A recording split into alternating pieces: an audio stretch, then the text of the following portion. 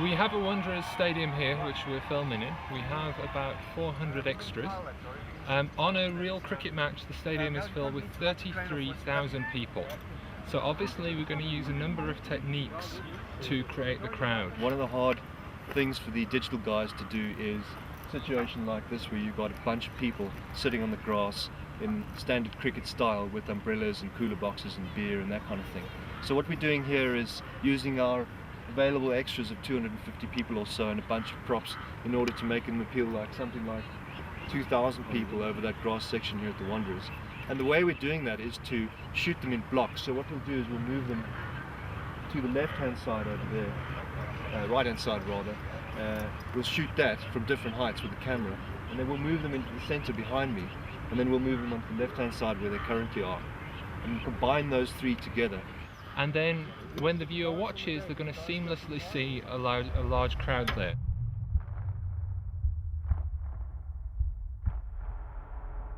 That's a tremendous... Besides recording on the camera, we're recording to a hard drive array so we get slightly better picture quality. It's a very complicated visual effects sequence. And we've got an enormous hard drive with about 8 terabytes of storage.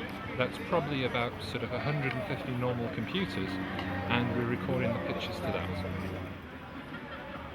When we got involved with this project, they had already shot all the cricket scenes at the Wanderers, and we were left with quite a few shots that had the action, the cricket actually happening, but no crowd. We really didn't have the time to develop digital characters and to develop digital environments. So the editor on the show, Morné Tennyson, actually came up with the idea of doing a crowd shoot at the Wanderers and shooting the crowd in such a way that it would allow us to use it for all the 44 shots. So what it basically means is taking 300 extras to Wanderers on a sunny day and hoping that the lighting conditions would be exactly the same as what we had them when the cricket shots were shot. So you would have one crowd filling a very small block of seats on the Wanderers, and then you'll have 7 different cameras all pointing at the same crowd and recording at the same time the same action of that crowd. And all of these cameras have different angles on the crowd and they have different inclinations on the crowd. And then we would move the crowd to the next block of seats, and then all 7 cameras again would record the same action. So at the end of the day, you would have more than 100 different crowd plates to be used in a single shot. So what we would do then is we would look at the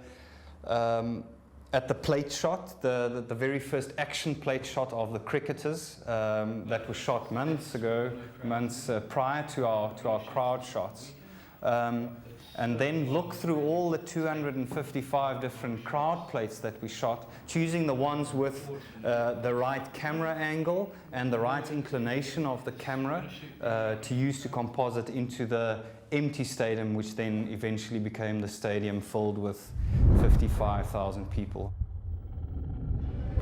Welcome to England and the first semi-final of the '99 Cricket World Cup between the two top one-day international cricket teams in the world, Australia and South Africa. I think it's safe to say that the team that wins today will in all likelihood go on to win the final. With me are the two captains, Hansie Cronje and Steve Waugh. Are you ready for the toss, gentlemen? Yeah. Yes. Right, so cool. Heads.